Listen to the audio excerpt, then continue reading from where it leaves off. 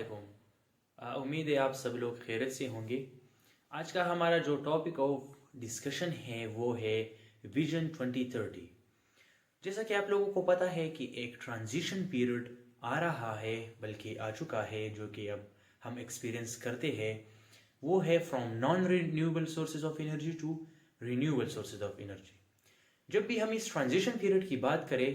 तो आप लोगों के जहन में जो पेट्रो स्टेट जिसे कहा जाता है, पेट्रो जिनकी इकोनॉमी बेस्ड करती है पेट्रोलियम मसनूआत पर, ओबियसली वही ममालिक आप लोगों के जहन में आएंगे। क्योंकि ये ट्रांजिशन पीरियड जो है ये non renewable sources of energy से हटकर ये renewable sources of energy, for instance energy from wind, water and so on. So ultimately इन ममालिक जो है, जो पेट्रो स्टेट है, इनकी इकोनॉमी बेस्ड करती है to such a great extent इन पेट्रोलियम मसनूआत पर। सो ओबियसली इनका इन ट्रांजिशन पीरियड से एक directly and to such a great extent हम कह सकते हैं कि वास्ता है। सो इस ट्रांजिशन पीरियड से इससे थोड़ा बहुत मिलता जुलता या इससे रिलेटेड एक विजन 2030 जिसे कहा जाता है, जो कि मिडिल ईस्ट की एक कंट्री है सऊदी अरेबिया, उनकी जो करंट लीडरशिप है MBS मोहम्मद बिन सलमान, उनकी एक इनिशिएटिव है। आज उस पर हम बात करेंगे। सो सिंपली ये विजन 2030 जो सिंपली अगर है हम इसको समराइज करें या समरी के अंदाज में अगर हम इसको एक्सप्लेन करें तो ये सिंपली अपनी इकोनॉमी को डाइवर्सिफाई करना है। क्योंकि अब अगर हम डेटा देख ले तो सऊदी अरब की जो इकोनॉमी है, मोर देन 40% उनकी इकोनॉमी जो बेस्ड करती है वो पेट्रोलियम मसनूआत पर है। और चूंकि फ्यूचर जो है वो पेट्रोलियम मसनूआत का नहीं है, चूंकि आप लोगों को पता है कि EU और बहुत से ऑर्गेनाइजेशन ने कुछ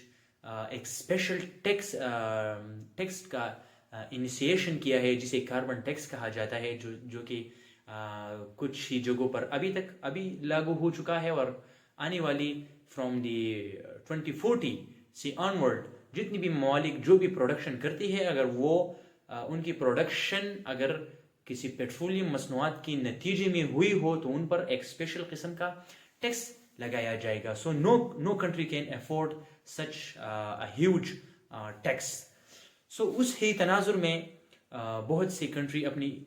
इकोनॉमी को डाइवर्सिफाई करना चाहते हैं। उनमें से एक जो मिडिल ईस्ट का एक जियोपॉलिटिकल एक मेजर प्लेयर है सऊदी अरेबिया, वो उन्होंने ये एक इनिशिएशन किया है विजन 2030। सो इस विजन 2030 का जो कोर है, जो क्रक्स है, वो अपनी ही इकोनॉमी को पेट्रोलियम मसनूआत से हटाकर डाइवर्सिफाई करके टूरिज्म पर बेस करना है, स्पोर्ट्स पर बेस करना है, and so on so for. So this is the pragmatic approach or the vision 2030 of the current leadership of Saudi Arabia, Mohammed bin Salman. So इस विजन 2030 को ये तो एक डाइवर्स और बहुत सी स्कॉलर्स, एनालिस्ट अपनी अपनी व्यू पॉइंट से इसको एनालाइज करते हैं और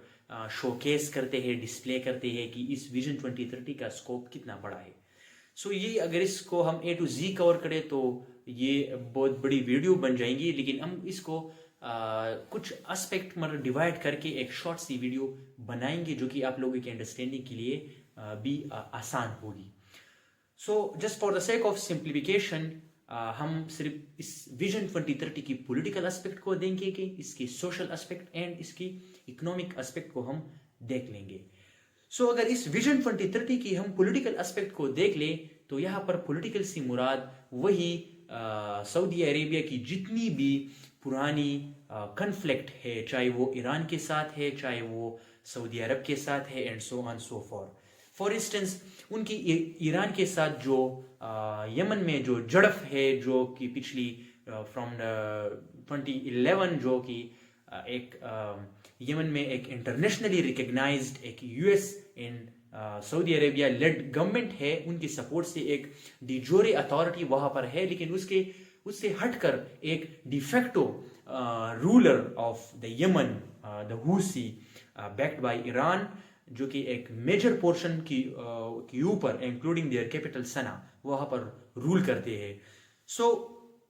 सऊदी अरब बरसों से इन्हीं कॉन्फ्लिक्ट्स में, चाहे वो सेक्टेरियन क्राइसिस हो, चाहे वो the battle for regional supremacy हो, इनमें हम इंडल्ज होता हुआ उनको देख रहे हैं। सो पिछली ही 2023 में आप लोगों ने एक रिपोर्ट एक्सपीरियंस किया होगा कि जिसमें सऊदी अरब के जो करंट डिफेक्टो रूलर है मोहम्मद बिन सलमान, वो कोशिश करता है कि यमन की जो डिफेक्टो रूलर है, जो कि डिफेक्टो अथॉरिटी है हुसी, उनसे जितनी भी स्किर्मिशेस है उनको ख़त्म करके एक रिकन्सिलिएटरी एंड कोलैबोरेटरी रिजीम यमन पर एस्टेब्लिश करे। करंटली आप लोगों की इंफॉर्मेशन के लिए current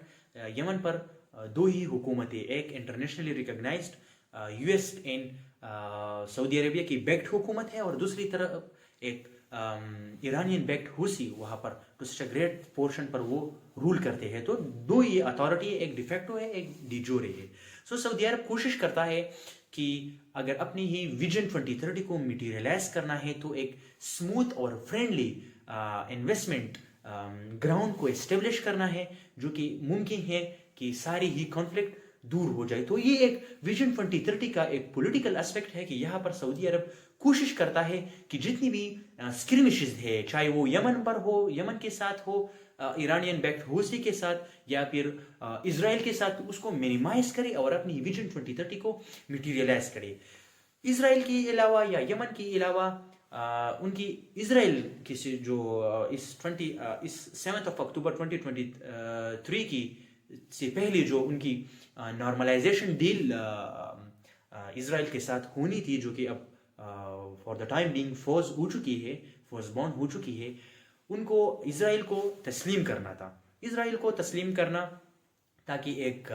friendly and stable reason की किसी के साथ भी राइवलरी एंड कन्फ्लिक्ट ना हो और एक स्मूथ ग्राउंड पर अपनी ही विजन 2030 को मटीरियलाइज करे। So this is the political aspect of Mohammed bin Salman vision 2030, ताकि जितनी भी पॉलिटिकल कन्फ्लिक्ट है, पॉलिटिकल राइवलरीज है, डिफरेंसेस है, उनको मिनिमाइज करे और अपनी ही इकोनॉमी को डाइवर्सिफाई करने में जितनी भी ऑब्स्टिकल हो पॉलिटिकल शक्ल में एंड पॉलिटिकल टर्म्स, वो उनको फेस करना पड़े, उनको मिनिमाइज करे। So this is what the political aspect of vision 2030। इसके अगर हम सोशल एस्पेक्ट की बात करें तो आप ये तो एक मैं कह सकता हूँ कि बहुत डाइवर्स हो जाएगा, क्योंकि आप लोगों ने एक्सपीरियंस किया होगा कि 2018 से पहले सऊदी अरब में औरतों को गाड़ी ड्राइव करना अलाउड नहीं था। सो अपनी ही वैल्यूज को, अपनी ही नॉर्म्स को थोड़ा लिबरलाइज करके अपनी ही इंस्टीट्यूशन को, इन सोसाइटी को इंक्लूसिव बनाना, ताकि जितनी भी ह्यूमन राइट वॉच है, चाहे वेस्टर्न गवर्नमेंट है, जो कि लोगों पर तप्पा लगाते हैं, लोगों को डिक्लेयर करते हैं कि आप एक इंक्लूसिव सोसाइटी है, आप एक एक्सक्लूसिव सोसाइटी है, तो उनको चूँकि एक इन्वेस्टमेंट को उनकी अपनी तरफ, अपनी वैल्यू को अट्रैक्ट करने के लिए ये भी एक इनिशिएटिव है कि उन्होंने सिंस 2018 उन्होंने अलाउ किया है कि औरतें भी ड्राइव कर सकती है। औरतों के अलावा, ड्राइविंग के अलावा एक सोशल फैक्टर आप लोगों ने एक्सपीरियंस किया होगा। 2-3 दिन पहले सऊदी अरब ने, जो कि अल्कोहल पर उन 2-3 दिन से पहले पाबंदी थी, किसी के लिए भी अलाउड नहीं था, लेकिन अब उन्होंने एक रिकन्सिलिएटरी अप्रोच अपना कर अल्कोहल को अलाउ किया है फॉर द टाइम बीइंग। और फॉर द इनिशियल स्टेजेस हम न्यूज़ में सुनते आ रहे हैं कि उन्होंने सिर्फ डिप्लोमेट के लिए ये इनिशिएशन ऑफ या अलाउटमेंट ऑफ द अल्कोहल जो कि बैन था वो किया है। लेकिन बहुत से पॉलिटिकल एनालिस्ट ये कह रहे हैं कि ये अल्कोहल का अलाउमेंट जो कि आप अभी सिर्फ तो डिप्लोमेट्स के लिए महसूस है, लेकिन ये आगे जाकर आम लोगों के लिए भी अलाउड होगा। सो this is what the social aspect of the vision 2030 की, जिसमें वो अपनी ही वैल्यूज को, अपनी ही जिस चीज़ों पर रिस्ट्रिक्शन थी, उन ही वैल्यूज को थोड़ा लिबरलाइज करके फॉरेन्स कंट्रीज, जो कि ह्यूमन राइट वॉचडॉग है, उनकी अपनी ही कंट्रीज की तरफ तवज्जो करना है, क्योंकि जो करंट लीडरशिप है मोहम्मद बिन सलमान, उन पर बहुत ही ह्यूमन राइट एब्यूज़ का भी एक टप्पा western governments, European governments as well as human right watchdog की तरफ से भी है कि ये भी एक अथॉरिटेरियन एंड ऑटोक्रेटिक रूल करता है और जितनी भी इनकी डिसेंट्स है उनको सप्रेस्ड करता आ रहा है। सो वो ये जो सारी जो स्टेप्स है ये भी विजन 2030 का हिस्सा है कि वो अपनी एक सोसाइटी को पेश करे कि हमारी सोसाइटी कितनी इंक्लूसिव है। हमारी सोसाइटी में औरतों के लिए ड्राइविंग करने की इजाज़त है, हमारी सोसाइटी में लोग शराब तक रसाई उनके लिए है। So this is what the social aspect of vision 2030। Last but not the least, अगर हम इकोनॉमिक एस्पेक्ट ऑफ विजन 2030 की बात करें तो ये बहुत ही इंटरेस्टिंग है। इसको अंडरस्टैंड करने के लिए हम थोड़ा सा हिस्ट्री पर जाएंगे, जो कि बैक इन 2022 जब ही रशियन इन्वेजन ऑफ यूक्रेन होता है तो ग्लोबल मार्केट में चूँकि ग्लोबल मार्केट में जो सप्लाई का चेन है वो मुतासिर होता है और उसकी सूरत में मेजरली ऑयल के जो प्राइसेस होते हैं वो राइज करते हैं।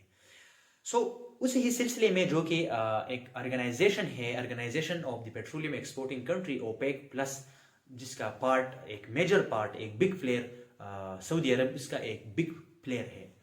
along with Russia and other countries. So economic aspect अपनी ही विजन 2030 को मटेरियलाइज करने का इकोनॉमिक एस्पेक्ट ये है कि चूंकि सऊदी अरब ने रशिया की इन्वेजन को कंडेम भी नहीं किया है और एक क्लोज रिलेशन वो चाहता है यूएस से हटकर रशिया के साथ, एक चाइना के साथ, क्योंकि उनको पता है कि ये कंट्री आगे जाकर हमारी ही विजन 2030 में जितनी भी यहाँ पर इन्वेस्टमेंट की ज़रूरत होगी, जितनी भी इकोनॉमिक बैकअप की ज़रूरत होगी, तो यही कंट्री आकर हमें बैकअप प्रोवाइड करेगा। सो ओपेक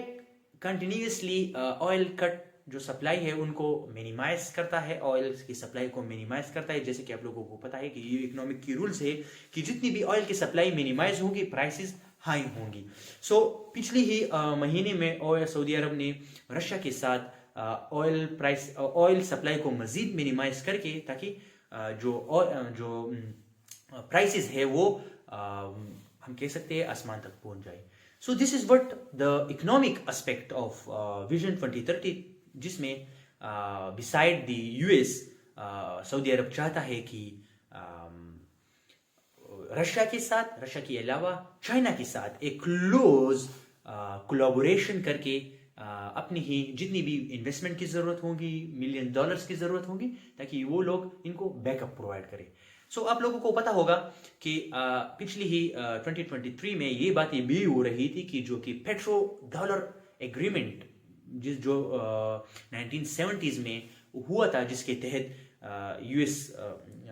सऊदी अरब को ये हिदायत जारी की गई थी उस एग्रीमेंट के तहत कि ये जो यूएस है ये आप लोगों को मिलिट्री सपोर्ट प्रोवाइड करेगा, मिलिटरीली इस किंगडम को सपोर्ट प्रोवाइड करेगा और उसके बदले में जो सऊदी अरब है वो ऑयल को परचेस करेगा, ऑयल को भेजेगा सिर्फ डॉलर में। सो दिस इज व्हाट, इससे भी डॉलर्स की वैल्यू में, डॉलर की कदर में इजाफा होता आ रहा है, हम एक्सपीरियंस करते। सो पिछली ही कुछ रिपोर्ट शाया हुई थी क्योंकि जिसमें मेंशन था कि सऊदी अरब इस पॉलिसी को रिकंसिडर करना चाहता है और पेट्रो डॉलर से शिफ्ट होना चाहता है और पेट्रो युआन पर जाना चाहता है कि ये जो पेट्रो युआन मतलब इसके बाद सऊदी अरब ऑयल को डॉलर में नहीं बेचेंगे, नहीं परचेस करेंगे, वो युआन पर, जो कि चाइना की करेंसी है, लेकिन वो अभी तक मटेरियलाइज नहीं हो चुका है। So this is what the economic aspect of vision 2030 of Mohammed bin Salman, जो कि जिसको पता है कि यूएस नहीं है, इसके अलावा और भी रीजनल प्लेयर है, बिग पावर्स है, जो कि इस विजन 2030 को मटेरियलाइज करने में जितनी भी इन्वेस्टमेंट की जरूरत होगी, इकोनॉमिक बैकअप की जरूरत होगी, वो हमारी मदद करेगा। So it was all about today the vision 2030 of the current pragmatic leadership or leader of Saudi Arabia, the Mohammed bin Salman, जो कि बहुत से स्कॉलर मानते हैं कि ये करंट जो डिफैक्टो रूलर है मोहम्मद बिन सलमान, जो कि मशहूर है MBS से, वो लोग मानते हैं कि ये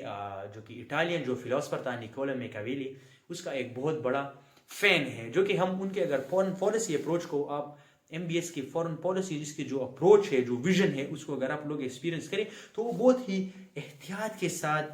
चाइना, रशिया और यूएस के दरमियान एक बैलेंसर का काम करता है किसी एक ब्लॉक पॉलिटिक्स को कंप्लीटली इग्नोर करता है और निगेट करता है. So it is clearly the reflection of his